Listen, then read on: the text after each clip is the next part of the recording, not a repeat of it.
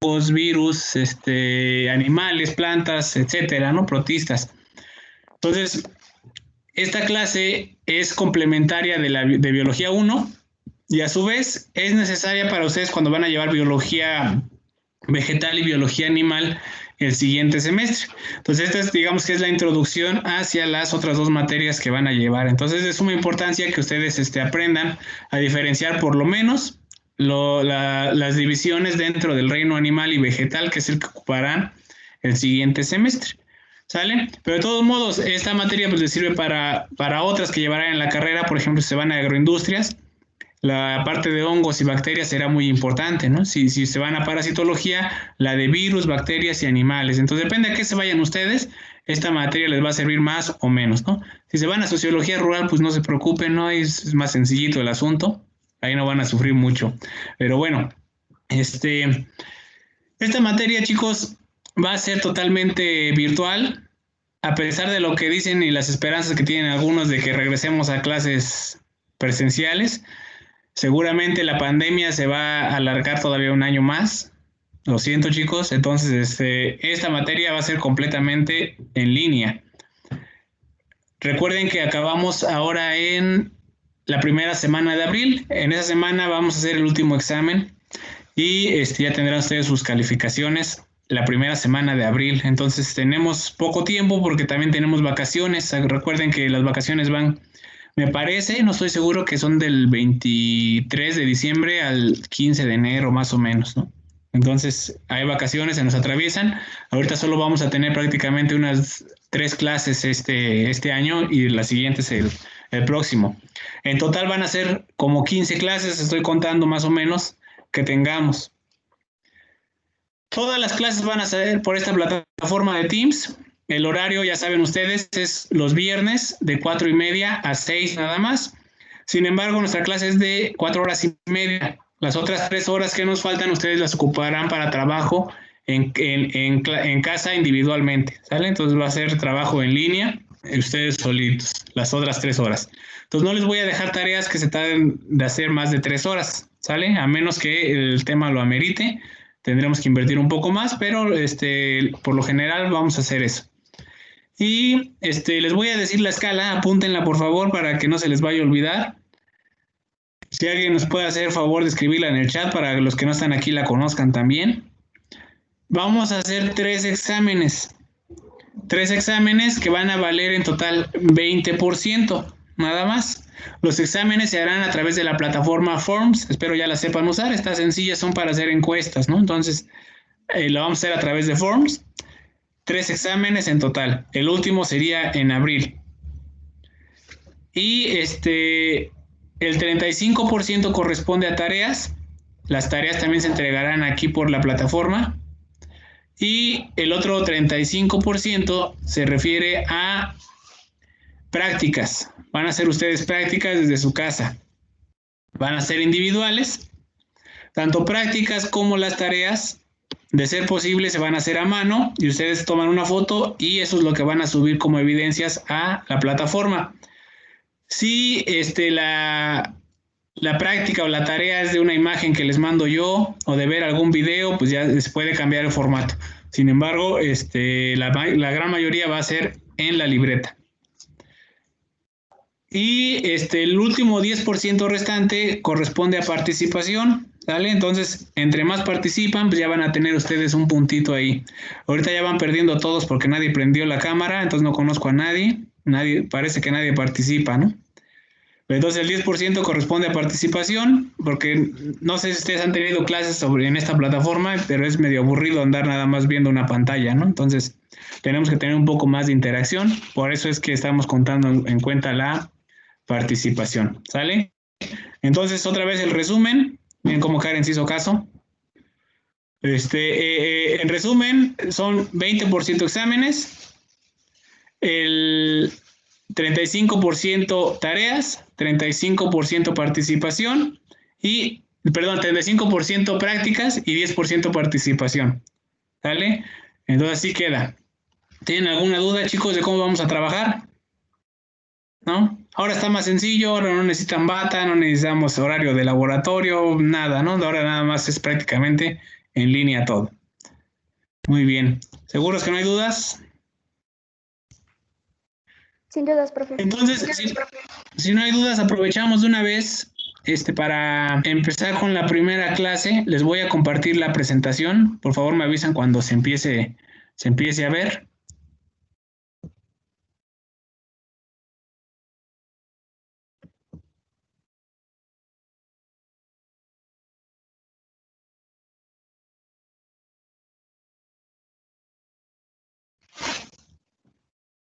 Ya, profe.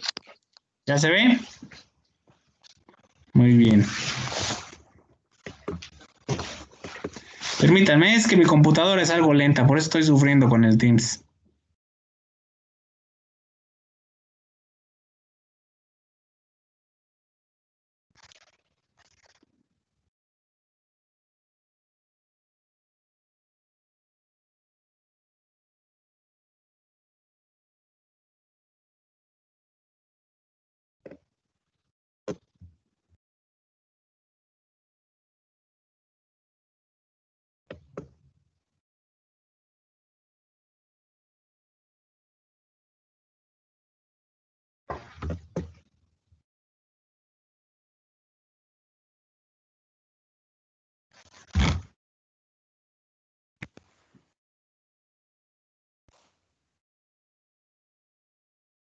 Ahí está.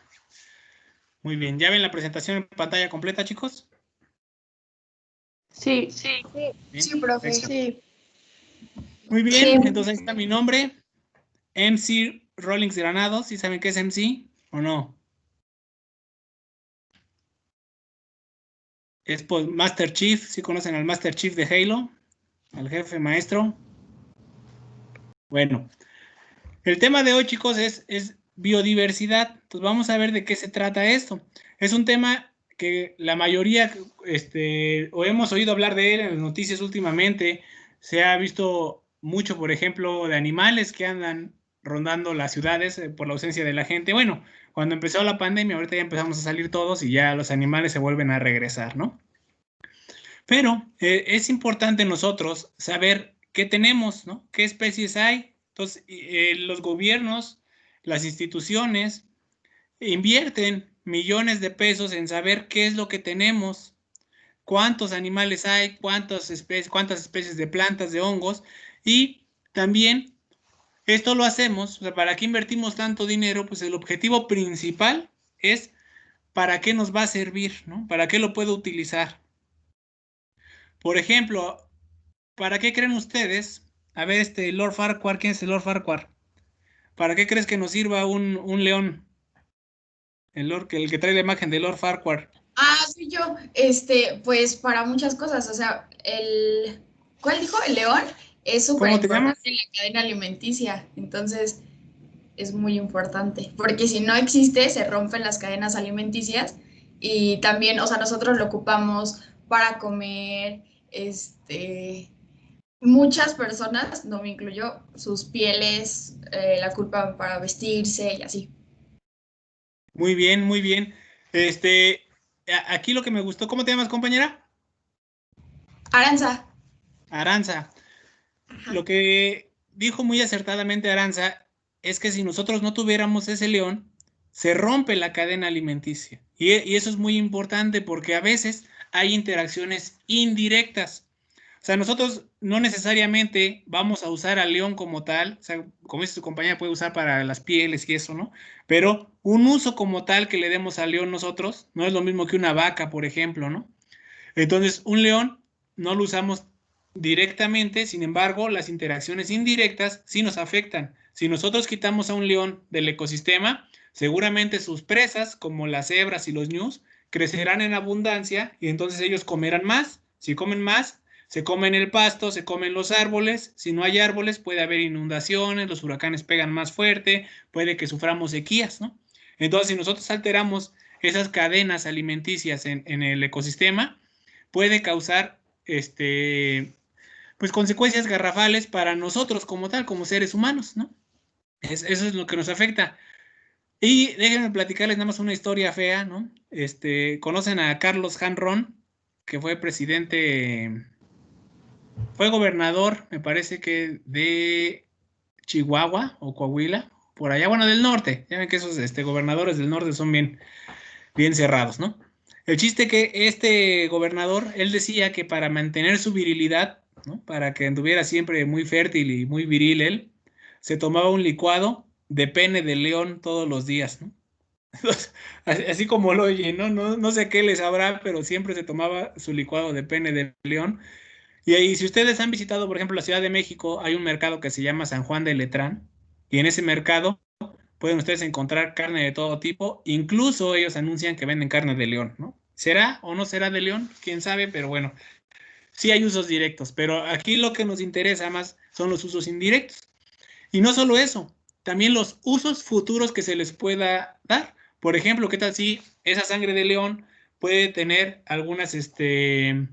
puede tener algunas curas para enfermedades que no tenemos ahorita, la cura para el cáncer, por ejemplo? Entonces, ese es darle un sentido a la biodiversidad de uso futuro, tal vez no para nosotros, pero sí para las próximas generaciones, por lo cual es importante conservar a todas las especies para darle el chance a los demás que puedan tener ese uso en las especies. ¿Sale?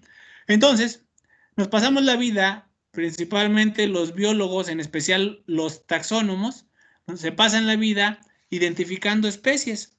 Si ustedes conocen el herbario, por ejemplo, de la preparatoria agrícola, ay, ya se salió. ¿Así lo ven ustedes? Porque a mí ya se me botó. Aparece en chiquito. Ahí está. Muy bien. Nosotros tenemos un herbario en la preparatoria agrícola. En la preparatoria agrícola nos ponemos a identificar un montón de especies, nos pasamos catalogando estas especies todo el tiempo, ¿no? Entonces la universidad está gastando dinero en que nosotros identifiquemos especies. También tenemos un laboratorio de artrópodos. Ese tal vez no lo visitaron porque está en remodelación ahorita, ¿no? Entonces tenemos un laboratorio de artrópodos y también tenemos un laboratorio de hongos. Entonces, nosotros estamos gastando dinero en conocer la biodiversidad, ¿sale? Entonces, vean, este diagrama de pastel nos indica más o menos el porcentaje de animales que están identificados hasta hoy, hasta el día de hoy. Quiere decir que tenemos más de 740,000 especies de insectos que tienen su registro y su nombre a nivel mundial. De plantas 290,000 y los que tienen menos registrados, no es que tengan menos especies, son los protozoarios, que están aquí, las algas y protozoarios, y no se diga las bacterias y los virus. Esas son de los que tenemos menos, bacterias y virus. Pero aquí lo que pasa es que nos dedicamos a identificar, nosotros nos dedicamos a identificar grupos que nos gusten más. ¿Y a quién le van a andar gustando las bacterias, por ejemplo, no? Más que un biotecnólogo. ¿Quién va a querer andar estudiando algas? Eso es lo más aburrido. Yo me acuerdo que mi clase más aburrida en la universidad fue la de algas, ¿no? Entonces nadie se quiere meter a estudiar eso. Nos queremos meter a estudiar animales, ¿no? Que son bonitos, queremos estudiar mamíferos, por ejemplo. Los mamíferos prácticamente casi los conocemos yo me atrevería a decir que un 90% de las especies que existen en el planeta. Y los insectos también, a todos les gustan las mariposas, hay coleccionistas de insectos, ¿no? ¿Ustedes por qué creen, chicos, que los insectos sean de los más estudiados? ¿Qué implicaciones tendrán para nosotros que los estudiamos mucho? ¿Alguien sabe?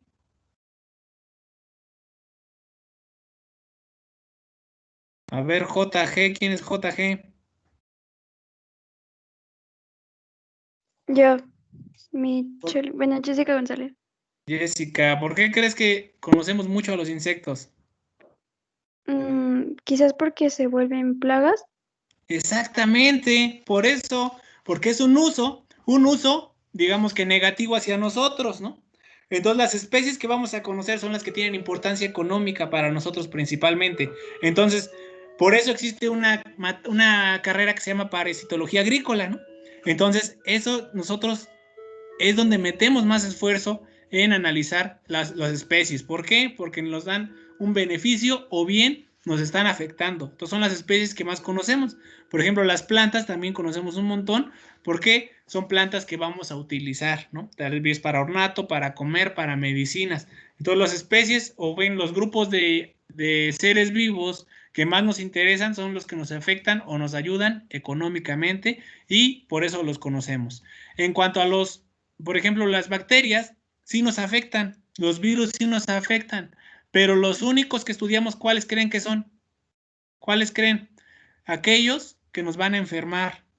Sin embargo, nadie se mete a estudiar las bacterias presentes en un cangrejo, por ejemplo, o las bacterias que están afectando a un hongo silvestre. Nadie se mete a estudiar eso porque digamos que no te aporta recurso las instituciones para estudiar algo que no tiene relevancia, digamos, económica.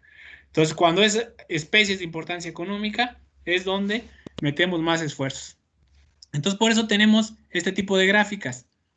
Aquí hay, en rojo, se marcan las especies que ya conocemos, las que ya tenemos registradas, y en rosa están las que se estiman que pueden existir. ¿Cómo salen estas estimaciones? Pues simplemente se hace el cálculo de cuántas especies identificamos por año, y si identificas muchas especies nuevas, quiere decir que va a haber muchas más. Si en el momento tú ya no estás identificando, por ejemplo, en el caso de los vertebrados, que prácticamente ya no se encuentran especies nuevas, quiere decir que ya estás llegando al límite, ¿no? Los grupos que más conocemos son los vertebrados, en especial los mamíferos, las plantas y los insectos. Esos son los que más conocemos. En los insectos eso creemos, ¿no? Porque conocemos casi 1 millón de especies, pero puede haber 8 millones de especies, ¿no? Entonces, entre comillas, las conocemos, ¿no? ¿Por qué se hace esta estimación? Porque prácticamente al día se están identificando 2 o 3 especies nuevas publicados en artículos, ¿no? Entonces, seguramente habrá más especies por ahí escondidas, ¿sale? Entonces, los grupos que menos conocemos son los hongos, las bacterias y los virus principalmente, y principalmente no conocemos aquellos que se encuentran en la hidrosfera, aquí, en los mares. ¿Por qué? Porque es más difícil acceder a los mares, ¿no? Entonces, si ven, nosotros vamos a enfocarnos a estudiar los organismos más importantes económicamente o por lo menos más bonitos, ¿no? Por eso todos quieren estudiar mamíferos, porque si han visto un mamífero chiquito, un leoncito, un leopardo, una jirafa bebé, pues todos nos gustan, ¿no? Entonces, esa es una cosa, un sesgo de los investigadores, y el otro es que pues, en zonas inaccesibles como son la hidrosfera o bien los picos de montañas, no los metemos a estudiar porque no es fácil llegar ahí. Para ahí para acá arriba tendrías que llegar en helicóptero y para acá en submarino. Y por ejemplo, para la Universidad Autónoma de Chapingo, pues nunca nos va a rentar un submarino o un helicóptero para ir a estudiar plantas, ¿no? Entonces, por eso son inaccesibles y no se conocen en la ciencia. Cada que llega un submarino al fondo marino en cualquier lado, a los fondos marinos, sin lugar a duda encuentra especies nuevas, ya sean de hidras, por ejemplo, podemos encontrar corales, podemos encontrar especies como peces nuevos, ¿no? Incluso en las cuevas, por ejemplo, siempre están encontrando especies nuevas. Entonces, en sitios inaccesibles es más probable que encuentres especies nuevas porque no se han explorado muy bien. La parte terrestre y principalmente las zonas planas, fácil acceso, son las mejor conocidas, ¿no? Un ejemplo de ello son, por ejemplo, los alemanes. Los alemanes prácticamente tienen identificadas todas las especies presentes en su país. ¿Por qué? Porque es un país pequeño si lo comparamos con México, ¿no? Si ustedes juntan a Chihuahua y a Sonora, eso prácticamente sería el territorio de Alemania. Entonces los alemanes lo conocen bien su territorio, casi todas las especies las conocen, pero si nos vamos a Costa Rica, si nos vamos a Colombia, a Brasil, le falta mucho, mucho territorio por conocer. Y bueno, y estas se las pongo para que vean que también la biodiversidad puede ser a nivel doméstico, es decir, especies domesticadas. Los animales se domestican, ¿no? Por la selección artificial, que ustedes ya lo vieron con el profesor Osvaldo. Entonces, vamos nosotros escogiendo las características que queremos y nos deshacemos de los demás individuos. Solo nos quedamos con aquel que nos vaya a ayudar. Por ejemplo, si nosotros quisiéramos un perro para ir a cazar, entonces quiero un perro que tenga unas orejas largas, que pueda correr rápidamente, que sea flaquito, ¿no? Para que pueda corretear los patos, ¿no? O bien quiero uno alargado como de salchicha para que se pueda meter en los hoyos de los conejos y los haga salir, ¿no? Entonces, estas características las vamos nosotros escogiendo. Por eso vean, estos perros de casa se parecen mucho en las manchas, en los rasgos fisionómicos, ¿no? ¿Por qué? Porque vienen de la misma raza. De ahí se ha ido sacando, ¿no? Y por ejemplo, si nosotros queremos un perro de adorno nada más, pues aquí está, los vamos arruinando y los vamos haciendo bien feos, ¿no? Que no se puedan ellos mantener solitos como los pug, que si los dejamos solos se llenan de bacterias en las arrugas y se mueren los animalitos de una infección, ¿no? Entonces, estos perros de adorno o de juguete, aquí dice, ¿no? Perros del grupo de juguete, digamos que solo son de adorno. Pero entonces, el punto principal de esta diapositiva es que los seres humanos podemos crear biodiversidad. Nosotros también la creamos. La biodiversidad no solo se queda en las especies silvestres, sino también está en las especies domesticadas. Aquí está un caso especial, ¿no? La biodiversidad de maíces criollos en México. Tenemos un montón. Tenemos incluso el maíz más grande del mundo que mide casi medio metro, que lo siembran en Guerrero, ¿no? Este maíz. Tenemos el maíz ancestral, que es el teocintle, por ejemplo, todavía lo tenemos presente.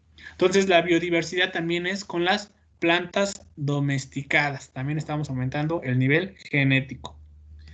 Y obviamente, también la biodiversidad está presente en nosotros. Nosotros también somos un ejemplo de la biodiversidad. Aquí tenemos algunas razas presentes en el mundo. Ahora las razas se han mezclado un poco más, ¿no? Pero anteriormente, cuando el transporte o el intercambio de individuos o de humanos no era tan grande, las razas se percibían mejor. Ahora las razas se han ido diluyendo un poco o enmascarando por la hibridación que se da. Sin embargo, esa hibridación incluso también está aumentando la biodiversidad, ¿no?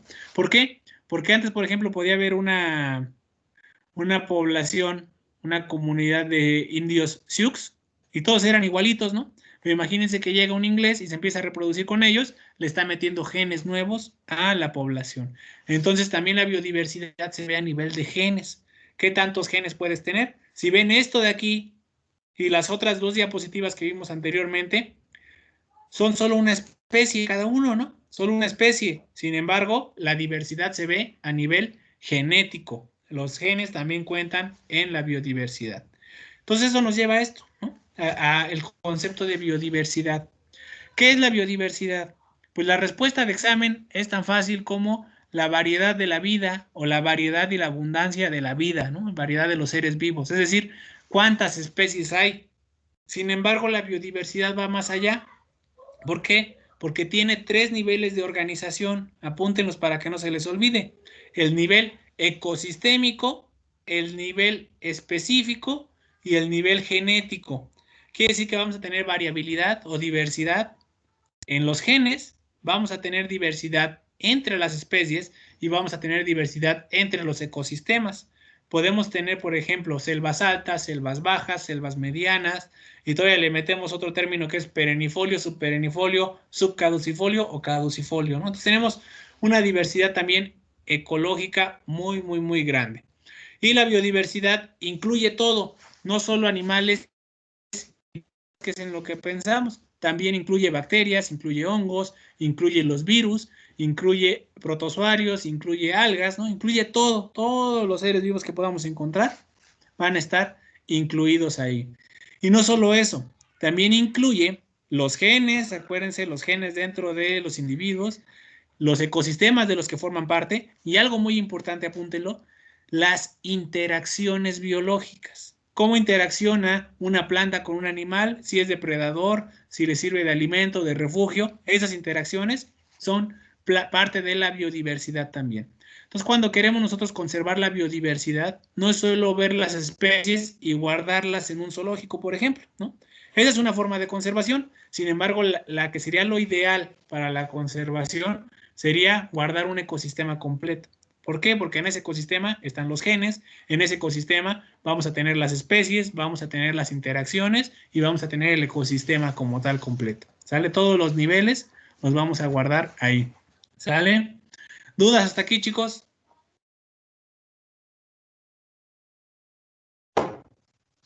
¿Vamos bien? Profe, ¿Qué pasó? yo te- Profe, eh, ¿Me podría repetir los tres, aspectos que dijo hace rato? Que lo escuché medio entrecortado. Sí, claro, los 3 niveles de biodiversidad, así se llaman, los 3 niveles de biodiversidad, se llaman ecosistémico, específico y genético. Es decir, ecosistema, especie y genes, ¿no? Esos son los 3 niveles. Y si ven, son incluyentes, ¿no? El nivel de ecosistema incluye al de especie y también incluye al de genes. Y el nivel de especie incluye al de genes, ¿no? No puede haber especies sin genes. ¿Sale? ¿Alguien más iba a preguntar otra cosa? Yo, pero era lo mismo, profe, entonces. Perfecto. Muy bien. Gracias. Ya está. Y la otra parte que se me olvidó mencionar es que también la biodiversidad incluye a los procesos evolutivos.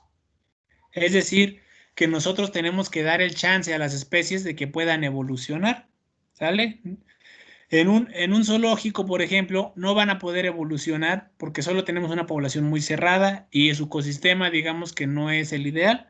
Si lo tenemos en una área natural protegida, por ejemplo, ahí sí podrían evolucionar. Entonces también hay que darle el chance a las especies que puedan evolucionar. Y para poder evolucionar necesitan forzosamente de los genes. ¿Vale? Muy bien, pues vamos a seguirle. Como ven esta grafiquita, ha habido muchos procesos de extinción a lo largo de la historia de la Tierra. La Tierra no tiene los 2020 años que tenemos hasta ahorita, sino que tiene más de 4.600 millones de años de antigüedad y la vida como tal tiene 3.500 millones de años desde que se originó el primer organismo. Ese primer organismo, no sé si recuerden el nombre o se lo sepan, pero se llama Lucas, ¿no? Es el nombre del primer organismo que existió. Ese organismo es nuestro ancestro en común de todos los seres vivos. Se llama Lucas por sus siglas en inglés, que es Last Unique Common Ancestor, o sea, el último ancestro en común de todos. Y esa era la primera bacteria o la primera célula o coacervado, como le quieran decir ustedes, porque digamos que todavía no existían los reinos como tal, que aprendió a reproducirse. Pero bueno, a partir de ahí ha habido muchas extinciones. La primera en el cambio en el Arqueano al Protozoico, después la extinción gigante, la gran extinción de los dinosaurios, ¿no? Y la gran extinción de los grandes mamíferos. Entonces ha habido un montón, prácticamente cada periodo o era geológica está dividida por una extinción de ciertos organismos. Las especies que tenemos presentes en el planeta ahorita, que se calcula que podemos tener más de 10 millones de especies en el planeta, sin embargo, solo hemos descrito 2 millones, que nos faltan muchas. Se calcula que esos 10 millones solo representan el 1% de todas las especies que han existido en el planeta. Imagínense cuántas especies ha habido desde que se originó la primera bacteria o el primer coacervado. Entonces, muchas especies no las conocemos porque el registro fósil no es completo y la gran mayoría de ellas se extinguió. Un ejemplo claro son estos, ¿no? La megafauna del Pleistoceno. La megafauna que existe, estos animales que tenemos aquí son los que vivían en México. Aquí tenemos a los mamuts, los mastodontes, tenemos bisontes, tenemos el perezoso gigante. Ahí ven ustedes si es cierto lo que pasaba en la era de hielo, que sí necesitara protección de los mamuts. Si está más grande que ellos, ¿no? No creo que tuviera la necesidad de andar atrás de un mamut el Cid. Pero bueno, hay varias especies de perezoso, tal vez se refieren a otra. Entonces, ustedes han visto la era de hielo. Todos los animales que están en la era de hielo y todos los que están viendo aquí, todos habitaron ahí donde está su escuelita, ¿no? Ahí, aquí en Chapingo, todos habitaron. ¿Por qué? Porque el Chapingo era parte del lago de Texcoco.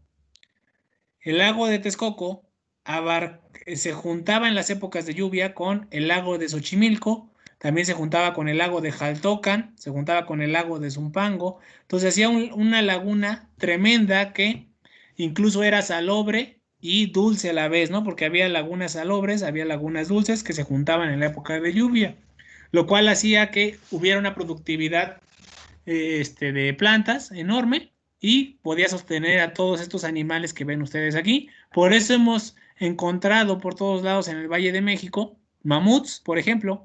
Si ustedes vieron el último hallazgo que hubo, fue una trampa ahí en Cuautitlán, me parece que fue en Cuautitlán Izcalli, una trampa de mamuts que cazaban los seres humanos. Y también encontramos el cementerio de mamuts en el nuevo aeropuerto de Santa Lucía.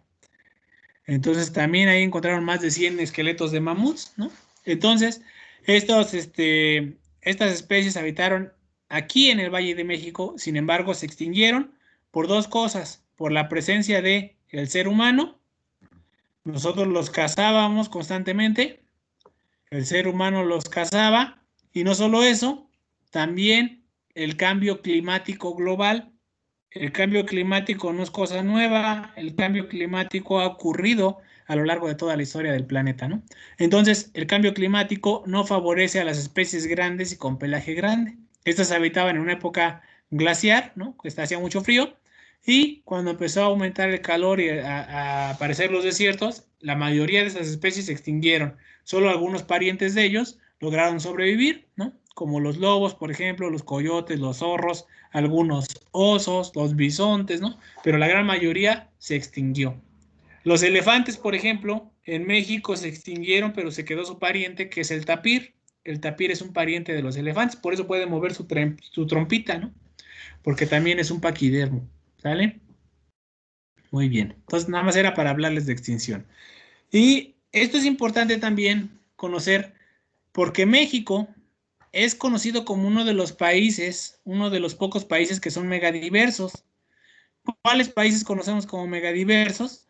Son México, Costa Rica, Brasil, China, Indonesia, Madagascar, ¿no? Entonces, estos países, Nueva Zelanda también, esos países megadiversos se reconocen porque tienen una gran biodiversidad. Entonces, en el 2000, Myers, que es este autor que lo puse aquí, que es el autor de este mapita, propone que todas estas zonas de alta biodiversidad, incluyendo México, necesitan ser conservadas. Entonces, para poderlas conservar, se podría concentrar todo el dinero que se gasta actualmente en las reservas naturales alrededor del mundo, se podría concentrar solo en estos espacios, en estos que están pintados en rojo, y al concentrarlo en estos espacios, se podría mantener prácticamente el 90% de las especies presentes en el mundo. En estos puros solos puntitos rojos, con el dinero que se invierte actualmente. ¿Vale? O sea, el dinero que gastamos para conservar a las áreas naturales protegidas, si lo concentramos solo aquí, el 90% de las especies va a poder ser conservada. Pero, ¿él por qué pone estos puntos? No solo pone estos puntos por alta biodiversidad, sino también le pone otra consideración, que son, aquí dice, pérdida de más del 50% de su cobertura original. Es decir, que tengas una pérdida de vegetación enorme. Entonces son sitios con alta biodiversidad y también amenazados como tal, ¿no? Entonces México sí es un sitio megadiverso, pero muy amenazado. Entonces, como diría el tío Ben, el tío de Peter Parker, ¿no? Un gran poder conlleva una gran responsabilidad. Nada más le cambiamos eso de poder y le ponemos una gran diversidad, conlleva una gran responsabilidad, ¿no? Entonces tenemos nosotros una gran responsabilidad para cuidar estas especies. Pues prácticamente la mitad del territorio está considerada como un hotspot de biodiversidad, es decir, un sitio con de alta biodiversidad que necesita atención. Si ustedes ven el hotspot, incluye toda la vertiente del Golfo, la planicie costera del Golfo de México, también la península de Yucatán, toda la Sierra Madre de Chiapas, ¿no? La Sierra Septentrional de Chiapas, la Sierra Norte de Chiapas, incluye todo el istmo de Tehuantepec, toda la costa del Pacífico, donde están las selvas bajas caducifolias y parte del eje neovolcánico, se está considerando como una zona de prioridad para la conservación debido a la pérdida irrepetible, ¿no? Entonces vean la cantidad de especies que tenemos nosotros amenazadas, ¿no? Para plantas, 969 especies en México. Y esto era como para el 2000, ¿eh? Ahorita ya debe haber muchas más. Para hongos, 46 especies, algas 8, los invertebrados 46 y los vertebrados, prácticamente la gran mayoría de las especies, que son 1514 especies de vertebrados amenazadas en México. Y prácticamente las que ponemos aquí son terrestres. Nada más lo que pasa es otra vez lo mismo, ¿no? No nos enfocamos en todos los grupos. Entonces, seguramente de algas y briofitas vamos a encontrar más de 8 especies amenazadas. Nada más que como no las estudiamos, no hay amenaza, ¿no? Porque no sabemos que están ahí. Pero bueno. Y aquí está con lo que todo biólogo debe iniciar su tesis, ¿no? Y ustedes pueden iniciar así también los reportes de práctica. México es un país mega diverso. Ya, como ya les comenté, es porque tiene muchas especies, porque tiene también muchas cantidades de especies endémicas. Una especie endémica es una especie que tiene una distribución restringida a ciertas partes geográficas. En este caso estamos hablando de todo territorio nacional, pero puede haber especies endémicas por ejemplo, a los volcanes, ¿no? Ahí a la región de los volcanes en el Popo y en el Iztaccíhuatl. Hay especies endémicas, puede haber especies endémicas en el Valle de Tehuacán, Cuicatlán, por ejemplo, hay muchos endemismos. Entonces, depende el tamaño que le den ustedes, va a ser el endemismo. Y ahora, lo que nos toca saber es por qué. ¿Por qué México es un país privilegiado para tener muchas especies? Esta es una pregunta de examen. Ahí subrayenla para que no se les olvide. La pregunta es, ¿por qué México es megadiverso? Y obviamente es megadiverso porque tiene muchas especies, pero lo que les voy a preguntar es, ¿por qué México tiene tantas especies, no? Entonces, una razón es que tiene una orografía muy complicada o muy compleja. Esa es la primera, ¿no? Quiere decir que tenemos nosotros un territorio con montañas, tenemos con sierras, tenemos con volcanes, tenemos un territorio con valles, con planicies, con altiplanicies, con costas de ambos lados, tenemos 2 golfos, ¿no? Aquí está el Golfo de California y el Golfo de México, ¿no? Entonces, todo eso hace que México presente prácticamente todos los climas en el mundo. Esa es otra razón, ¿no? Todos los climas que pueden encontrar, ustedes los van a encontrar en México. Bueno, la gran mayoría, nos faltan algunos, ¿no? Pero la gran mayoría de climas la podemos encontrar. ¿Por qué? Porque aquí en la costa, por ejemplo, de Sonora, va a haber un clima caluroso seco. Si ustedes se saltan acá arriba, va a hacer frío en la Sierra Madre Occidental. Y dentro de estos valles de Sonora, aquí pueden encontrar selvas bajas, ¿no? Aquí va a ser más calorcito, pero más húmedo. Entonces, pueden encontrar vegetación totalmente diferente. Volvemos a subir, se hace frío, encuentran bosques y bajamos de este lado, encontramos pastizales y seguimos avanzando, encontramos matorrales, ¿no? ¿Por qué? Porque el clima está cambiando. Entonces, si el clima cambia, también se generan microhábitats o hábitats diferentes. Entonces, entre más compleja sea la orografía, más hábitats para las especies encontramos. Y si hay más hábitats, obviamente podemos encontrar un mayor número de especies presentes en México. ¿Sale? Entonces, esa es la primera razón. Aquí está la segunda, que tiene que ver con la historia biogeográfica. Cómo se han distribuido las especies en el mundo a partir de su aparición. México, como saben ustedes, forma parte del continente americano, pero el continente americano, antes de ser un continente, perteneció a continentes más grandes. Primero se llamaba Gondwana, el continente que estaba en el lado sur, había 2 continentes nada más, y el otro se llamaba Laurasia, ¿no? Laurasia y Gondwana eran los 2 continentes que existían cuando estaban los dinosaurios. Incluso había solo un mar, ¿no? Antes de eso, incluso antes de que fueran 2 continentes, solo había uno que se llamaba Pangea, ¿no? Un continente gigante. Entonces, imagínense que está la Pangea, están las especies conviviendo todas juntas en un solo continente y de repente se parten dos. Al momento de partirse en dos, las especies que están arriba evolucionan juntas y las de abajo hacen lo mismo, hacen lo propio.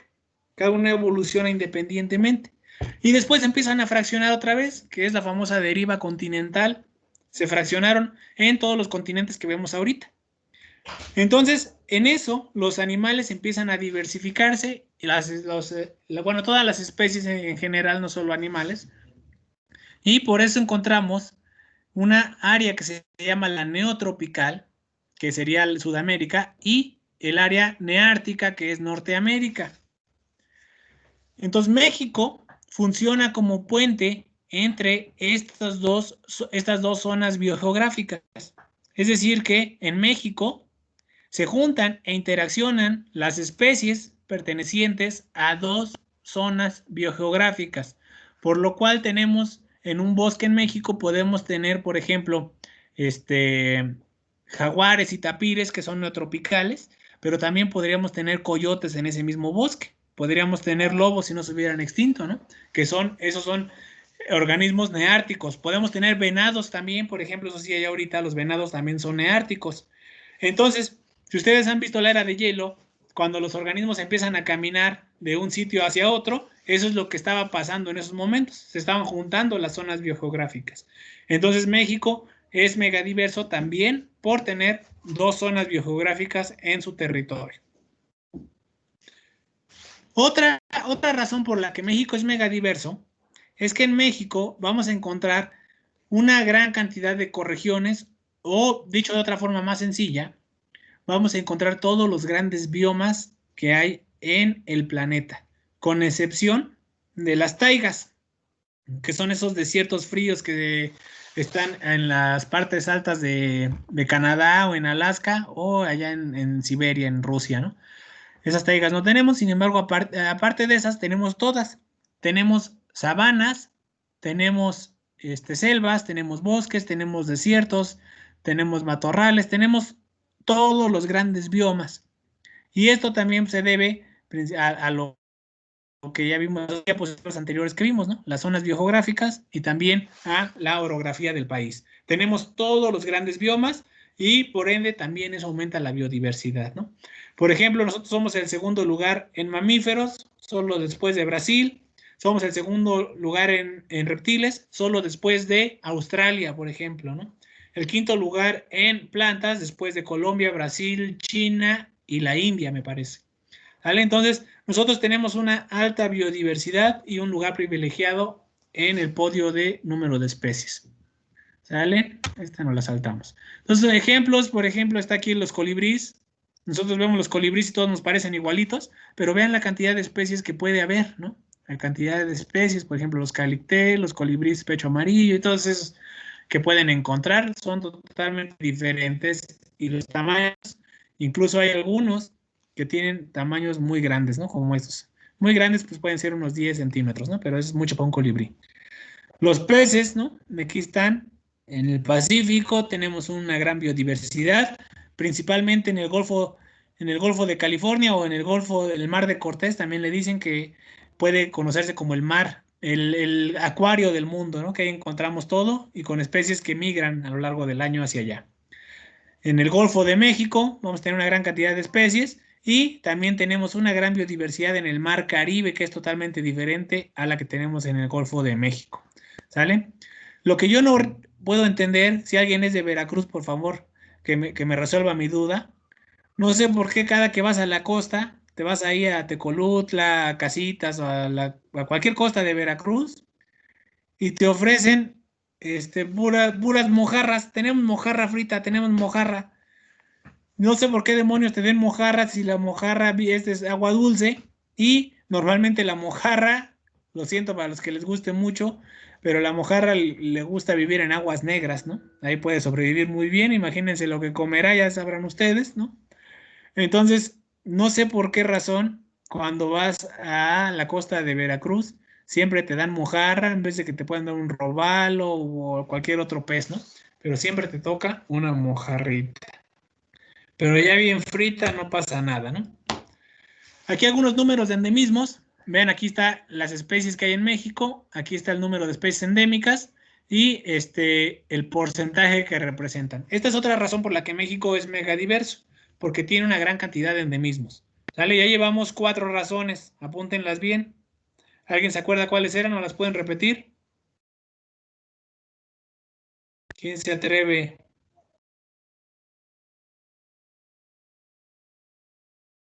¿Nadie? Se salvan porque no veo sus nombres ahorita, pero bueno. Las razones son la orografía, las que tenemos toda la cantidad de climas y biomas que se puedan imaginar, ¿no? Una gran cantidad de biomas y climas. También las 2 zonas biogeográficas, que México tiene 2 zonas biogeográficas, y la gran cantidad de endemismos. Por eso México es megadiverso. Y vean, esponjas marinas, tenemos el 30% de endemismos. Las moscas escorpión, ¿no? Unas moscas, no son moscas ni son escorpiones, son unos insectos que tienen como una cola así como enroscada hacia adelante, que vuelan. Tenemos las especies que tenemos endémicas son más del 90%, ¿sale? En escarabajos el 19%, en dicotiledóneas, en plantas con flor dicotiledóneas, el 50% de las especies van a ser endémicas, ¿no? Entonces tenemos una gran cantidad de endemismos. Y aquí algunos ejemplos, ¿no? La vaquita marina, que ya se está extinguiendo. Aquí tenemos Juniperus, los enebros. Acá tenemos el zacatuche, que es el conejito de los volcanes. Por acá tenemos el mapache de Cozumel, el teocintle. Acá tenemos algunas yucas, la víbora de cascabel que tenemos en nuestro escudo nacional, ¿no? El quetzal, el sotolín, que vive en Tehuacán, ¿no? Algunas especies de coralillos. Aquí está Pinus pinciana, el pino llorón, aquí lo tenemos, ¿no? Echeverrias, colibrís, el monstruo de Gila, ¿no? Entonces tenemos varias especies que son endémicas a nuestro país. Muy bien. ¿Dudas hasta aquí, chicos? No, profe. No, profe. No, profe. No, profe. ¿No? Muy bien. Pues vamos a darle callo a esto, ahorita lo vemos rápido para terminar con este tema. Entonces ya vimos por qué México es megadiverso y qué es la biodiversidad. Ahora que lo que nos falta ver es qué es lo que provoca que haya biodiversidad o cuáles son las causas que promueven la biodiversidad. ¿Sale? Entonces estos factores que van a generar biodiversidad van a ser de 3 tipos: genéticos, evolutivos o ecológicos, ¿sale? Es decir, que los factores arraigados a los genes o bien a cómo evoluciona una población o cómo interaccionan con su medio ambiente son los que van a causar o van a generar biodiversidad. Y se dividen en estos, ¿no? Los genéticos en meiosis y mutación, evolutivos en selección natural, artificial, adaptación y especiación, que en realidad todos estos son lo mismo que la selección natural o están arraigados a ella. Y los ecológicos son los abióticos o los bióticos que tienen que ver con los seres vivos. Vamos a ver cada uno de ellos. Los genéticos son la meiosis y la mutación. La meiosis es un factor que genera biodiversidad porque en la meiosis hay recombinación genética. Recuerden que nosotros tenemos un cromosoma que es de nuestro papi y otro es de nuestra mami, ¿no? Tenemos un par de cromosomas para cada característica, digámoslo así, ¿no? Bueno, son una suma de características, pero tenemos varios cromosomas. Entonces, cada cromosoma, uno es de tu mamá y uno es de tu papá. Entonces, por eso aquí nos lo pone de 2 colores. El rojo es el de tu mami, el azul es el de tu papi. Y en la meiosis lo que va a pasar, en la meiosis, aquí exactamente, en la meiosis 1, va a recombinación genética. También se le llama corte y empalme. Esta recombinación genética es cuando un cacho de cromosoma migra al otro cromosoma, es decir, un cacho del cromosoma de tu mami se va al cromosoma de tu papi. Entonces el resultado de eso es que los cromosomas, como aquí al final, ya no van a ser totalmente azules o totalmente rojos, sino que van a tener una combinación de ambos. ¿Sale? Entonces ahí estamos generando biodiversidad. Y todavía nos falta sumarle a esto, aquí si ven ya hay combinación, ya el gen no es solo de tu papá y de tu mamá, sino es de ambos. Todavía nos falta sumarle la reproducción, es decir, la combinación con otro gameto. ¿Sale? Aquí tenemos espermas y todavía falta generar que estos espermas fecunden un óvulo. Entonces todavía se va a aumentar más esa biodiversidad, ¿no? Y la otra es la mutación. La mutación, recuerden que es el cambio en la secuencia genética. Recuerden que tenemos adenina, citosina, guanina y timina y uracilo en el ARN. Si nosotros cambiamos cualquier letra, el mensaje va a cambiar. Entonces, si el mensaje cambia, las características también lo hacen, ¿no? Entonces, por ejemplo, imagínense que hay un error en la replicación del ADN, entonces nos sale una flor de otro color. Entonces, esta flor está generando la biodiversidad. ¿Por qué? Porque todas eran igualitas. Hasta que ocurre la mutación, genera características nuevas, con el cual aumenta la biodiversidad genética que tenemos en estas poblaciones. ¿Sale? Y eso es importante porque la variabilidad genética es la que mantiene sanas a las poblaciones y es la que les da chance de poder evolucionar. Si no hay variabilidad genética, no hay evolución. Entonces, esto es importante. ¿Sale? La mutación es la fuente primordial para la biodiversidad. Todas las demás secuencias que vamos a ver ahorita trabajan gracias a que hubo mutaciones en las poblaciones. ¿Qué duda me dicen luego, chicos? Otros factores que generan biodiversidad, ya lo platicamos nosotros, es la selección artificial. ¿Por qué? Porque a partir de una especie nosotros podemos generar razas, podemos generar variedades, ¿no? Aquí un ejemplo de la mostaza silvestre, se originó la coliflor, también originamos, bueno, no se originó, la originamos nosotros, originamos el brócoli, el repollo o la col, la berza y los colinabos, todos estos son la misma especie, todos son la misma especie.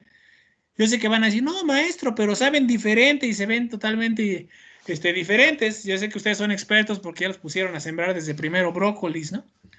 Pero bueno, estos son la misma especie, nada más que se seleccionaron características diferentes de la especie original. Por ejemplo, las flores, por ejemplo, las hojas acá, por ejemplo, acá la distancia entre hojas, es decir, más pequeña cada vez para que se junten. Entonces seleccionan cosas diferentes y tú puedes tener características totalmente diferentes. Esto funciona tanto para animales como para plantas o bacterias. También domesticamos bacterias, también domesticamos hongos. Y la selección natural es lo mismo, nada más que nosotros no escogemos. ¿Quién es el que escoge? La naturaleza, es decir, los factores abióticos o bióticos son los que van a escoger. Por ejemplo, aquí, ¿no? Tenemos el ejemplo de las palomillas, en el cual alguna tiene ventajas sobre la otra, porque una se camuflajea mejor que la otra, ¿no? En este caso sería la blanca, en este caso sería la negra. Entonces, si llega un depredador, ¿a quién se va a comer, no? Acá las negras y acá las blancas. Entonces, eso también está generando la biodiversidad. Ver unos ejemplos de las razas que tenemos de animales domésticos, ¿no? Las vacas tenemos 783 especies, de razas, perdón. En borregos, 863, ¿no? Nosotros no nos conocemos el borrego fotosintético de Solís, ¿no? Pero puede haber 863 especies ahí presentes, ¿no? Entonces tenemos un montón de especies y la gran mayoría de ellas se está extinguiendo por la falta de uso. Y en cuanto a la selección, la selección natural puede haber de 3 tipos, porque no siempre va a generar biodiversidad. En algunos casos llega a perderse la biodiversidad. Aquí no puedo subir esto. Bueno, aquí por ejemplo, esta es una selección natural direccional en la cual los factores ambientales van a dirigir la población hacia un lado. Nada más vamos a tener cafés o negros, es decir, pelajes oscuros. Los de este lado, puede que los depredadores los vean mucho y entonces rápidamente se eliminan de la población. Entonces, si ven, esa está perdiendo biodiversidad aquí. Acá la está generando, ¿por qué? porque está moviendo estos picos de abundancia de las variedades. Es decir, que esta es diversificadora. Si la selección natural presiona en medio, a los que son más, que en este caso serían los cafés, las campanas se van hacia la izquierda y otras hacia la derecha. Y esto hace que haya mayor biodiversidad porque a la larga tal vez los ratones blancos generen una nueva especie y los ratones grises generen otra especie nueva. Entonces, esta genera biodiversidad. Y otra que la va a hacer que se pierda es esta, la estabilizadora, en la cual se eliminan ambas esquinas, ambas se van a eliminar. Entonces solo queda cierto fenotipo y se pierde biodiversidad con la selección estabilizadora. ¿Sale? Entonces, esta es direccional, esta es diversificadora y esta es estabilizadora de la biodiversidad. Muy bien. ¿Dudas hasta aquí, chicos? Ya me lo acabamos, no se espanten. Ahora, otras cuestiones que generan biodiversidad, que tienen que ver con los factores evolutivos, es la adaptación. Los organismos se pueden adaptar a diferentes condiciones ambientales, pero eso hace que estas condiciones ambientales los lleven a generar nuevas especies o nuevas características que se seleccionan ciertos genes nada más, ¿no? O sea, esas adaptaciones se dan a través de la selección natural. Toda adaptación debe aparecer por selección natural, si no, no se llama adaptación, se puede llamar de otra forma. Entonces, vean aquí, este es el pico del pinzón que nos platicaba Darwin, que se adaptaron a comer diferentes cosas, a abrir nueces, a picar frutas, a comer flores, ¿no? Entonces, se adaptaron a diferentes cosas y con ello diferentes morfologías del pico. Entonces, aquí tenemos un aumento en la variabilidad gracias a las adaptaciones locales. Y de este lado tenemos a la especiación, la cual es la generación de nuevas especies. También resultado puede ser de la selección natural, pero aquí hay más implicaciones, no solo es selección natural, y puede haber de 4 tipos: alopátrica, peripátrica, parapátrica y simpátrica. Estos digamos que son cuestiones que son un poco más complejas, que tendríamos que ver detalladamente una clase de especiación para comprenderlas, pero tiene que ver en dónde se lleva a cabo la especiación. Alopátrica, por ejemplo, es cuando se divide la población por una barrera, puede ser barrera geográfica como una montaña, un río, una casa, o bien puede ser la presencia de un depredador. Entonces se separan las poblaciones y cada una evoluciona y genera una especie nueva. Acá lo que pasa es que hay un nuevo nicho afuera de la población y algunos individuos se van, y cuando regresan a la población resulta que ya cambiaron sus hábitos, ¿no? Entonces ya no se pueden reproducir y cada uno genera una especie nueva. En la parapátrica, aquí las especies están en un nicho pegado a el original, es decir, un hábitat conjunto. Sin embargo, a la larga terminan de compartir las características, puede ser de cortejo, por ejemplo, pueden dejar de compartir características de reproductivas o bien de comportamiento y terminan evolucionando en diferentes especies. O bien incluso la simpátrica, es más difícil todavía porque se da dentro de la población. Es decir, que en la población adentro, un pequeño grupo genera una especie nueva, solo un pequeño grupo, no toda la población. Y entonces, ¿qué va a pasar? Ese pequeño grupo va a dejar de reproducirse con los demás organismos. Otra vez puede ser por un cambio de comportamiento, un cambio de alimentación, una mutación, por ejemplo, puede provocar una especiación simpátrica. Entonces siempre estuvieron juntos, pero a pesar de eso se generó una especie nueva. Aquí hay un ejemplo de las adaptaciones, que estas son las jirafas. Las jirafas, que es una misma especie, esta jirafa tiene diferentes patrones en sus manchas, de acuerdo a las características ambientales donde se encuentre. Las que están más cerca del Sahara tienen un patrón y las que están acá en el Cabo o en Sudáfrica tienen otro patrón. Entonces, estas manchas responden a las variables ambientales que encuentran a lo largo del continente. Por eso pueden variar. Y ya para terminar, tenemos los factores ecológicos que también pueden generar o eliminar la biodiversidad.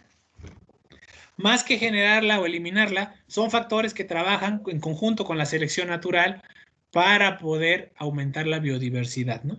Por ejemplo, los abióticos, que es cualquier cuestión física en el ambiente, como la temperatura, la radiación solar, la presencia de agua, la salinidad, el suelo, la temperatura del suelo, los nutrientes en el suelo también.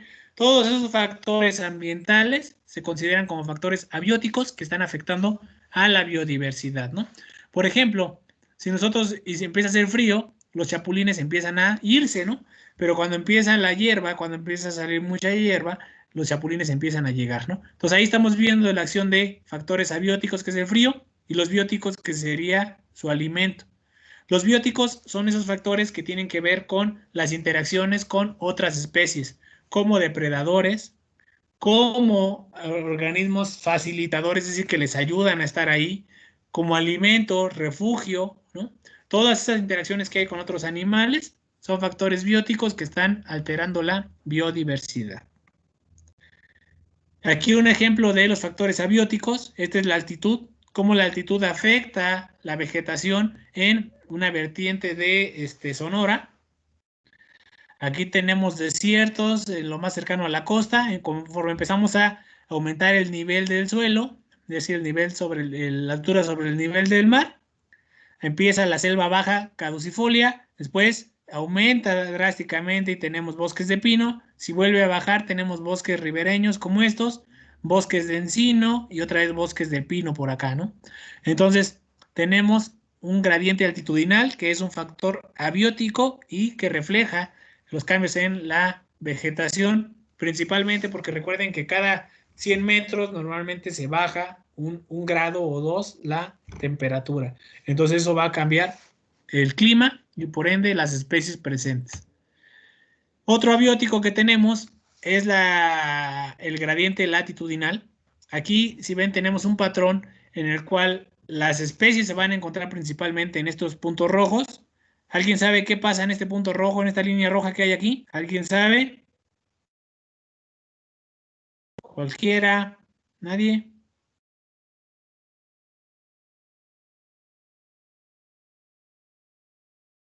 ¿Nadie sabe qué pasa por aquí? El Ecuador. La temperatura es mayor. El Ecuador.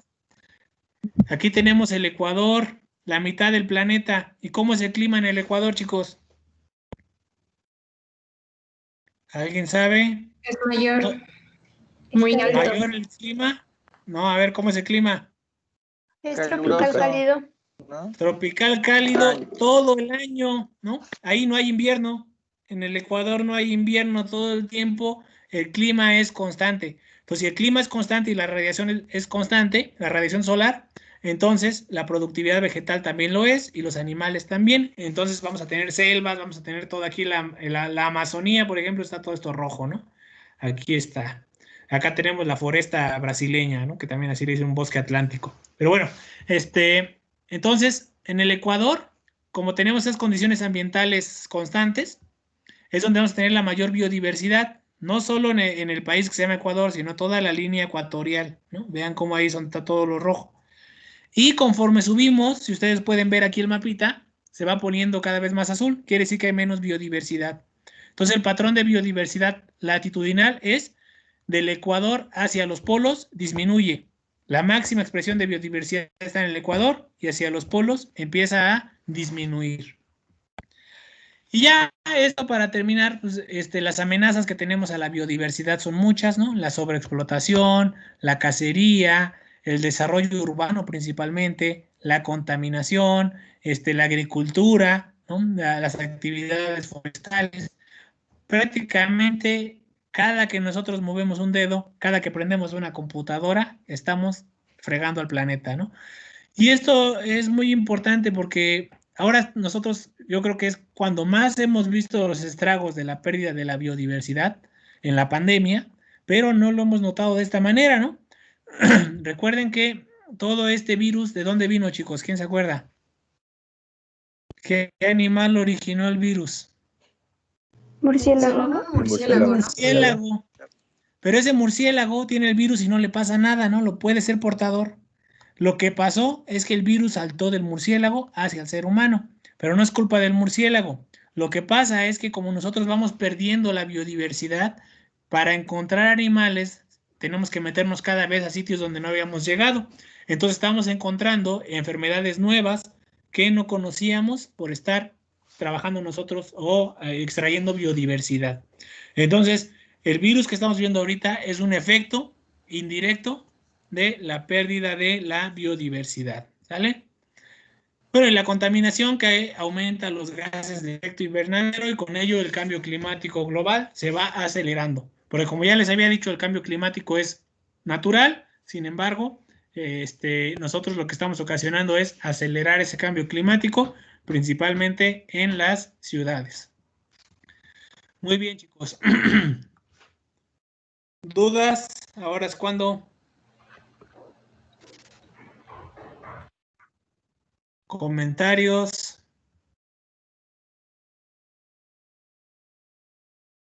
No, profe. ¿Nada? ¿Ya son expertos en biodiversidad?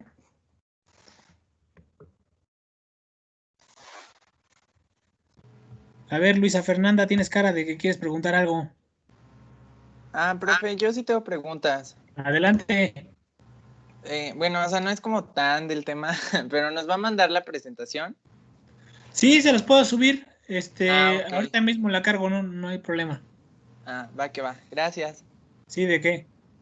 Incluso les voy a subir una un poco más larga para que puedan ver más temas, ¿no? Ahí viene más de lo que platiqué. Aquí la traté de cortar. Traté porque todo nos quedó bien larga para la clase en línea, ¿no? Pero les voy a agregar una más completa. También, chicos, ya les subí la siguiente clase, está en un video ahí, se llama Clasificación y Nomenclatura. Se trata de cómo escribir los nombres científicos principalmente, pero viene ahí una introducción de lo que es la taxonomía. Entonces, ya está la clase ahí, dura como 25 minutos, me parece, 25, media hora. Entonces, con tiempo, y ahorita descansen, yo creo que mañana o el lunes la ven, y a partir de ella pueden realizar su tarea que les dejé. Su tarea es de buscar en internet, sin embargo, ahí les da la pauta de cómo hacerlo. ¿Sale? ¿Más dudas de la clase o de la tarea, chicos? Profe, nos podría, bueno, es que yo tenía una duda porque, por ejemplo, con el reino de las arqueobacterias, no he encontrado un ejemplo concreto porque sobre todo dicen que no hay ejemplos concretos, que ni siquiera la gente sabe exactamente cuál sería una arqueobacteria. ¿Usted podría darnos algunos ejemplos, por favor? Pues sí, ahorita no me sé los nombres, o sea, me sé los grupos como las bacterias metanogénicas, por ejemplo, las bacterias sulfurosas, pero si quieren, ahorita busco unos en internet y les pongo los nombres científicos de las especies aquí en el chat y ya a partir de esas pueden ustedes elegir una y buscar la clasificación completa. Pero sí hay Sí. varias, ¿eh? No creas que no son conocidas, sí son muy bien conocidas. Incluso las que viven en el colon de las vacas, que son las que producen el metano, esas son arqueobacterias, ¿no? Si Sí, lo es que, buscas. por ejemplo, yo encontraba unas y unas páginas decían que era una arqueobacteria y otras decían que era una bacteria y así, por eso Sí, no estaba es que muy hasta la segura. fecha nos resistimos todavía a conocer o reconocer a las arqueobacterias como tal. Pero ahorita yo busco unas especies y se las pongo ahí para que tengan ya con qué trabajar. Gracias. ¿Sí? ¿De qué? O sea que la Profe, tarea no vence hoy. No ve, ¿a poco viene la fecha de vencimiento de hoy? Sí. Sí, Eso me De profe. faltó hecho, bueno, decirles. varios ya la hicimos y se la mandamos. Ajá. Eso No, era si lo que profe, les iba a la decir. pueden corregir varios ya lo sin ningún hicimos. problema. Si ya lo hicieron y está bien, no hay problema, pero si quieren corregir se puede. Normalmente para las tareas les voy a dar una semana. Hoy se las dejo, por ejemplo, y se va a vencer el próximo viernes. ¿Sale? Para las tareas y las prácticas vencen en una semana. Ahorita se me fue la fecha, yo creo que no la puse bien, pero vence hasta el próximo viernes la tarea. ¿Alguien iba a preguntar otra cosa? Profe, ¿Qué pasó? sí, yo. em, en las arqueas, yo puse como ejemplo, pues, Remococcus, que, bueno, es una arqueobacteria que según es importante para la nueva vacuna del SARS-CoV. Y pues, no sé, le pregunto si está bien o solo son especulaciones. ¿De que la bacteria sea importante o de que sea una arqueobacteria? De que sí sea una arqueobacteria, la Thermococcus. La Thermococcus sí es una arqueobacteria. Normalmente van a encontrar esos nombres así como extremas, ¿no? Extremococcus y varias así que son, porque son bacterias extremófilas. Ya lo veremos en clase cuando tratemos el reino bacteria y eubacteria. Arqueobacteria y eubacteria. Pero sí está bien, sí es una arqueobacteria. Que tenga relevancia para el SARS-CoV, ya lo veremos, ¿no? Todavía no tenemos resultados, pero sí es una arqueobacteria. Muy bien, ¿alguien más, chicos? Ok, gracias. Sí, ¿de qué? Bueno, si ya hay preguntas, chicos, entonces nos vemos el próximo viernes y por favor vean la clase que ya les adjunté y hagan su tarea. Ok, profe. Vale, gracias. Dale, entonces, que estén bien, chicos, que descansen. Bonito fin. Gracias, profe, igualmente. Igualmente. Igualmente. Gracias, profe. Nos Gracias. vemos. Sí, profe. Gracias. Hasta Hasta luego. luego. Adiós.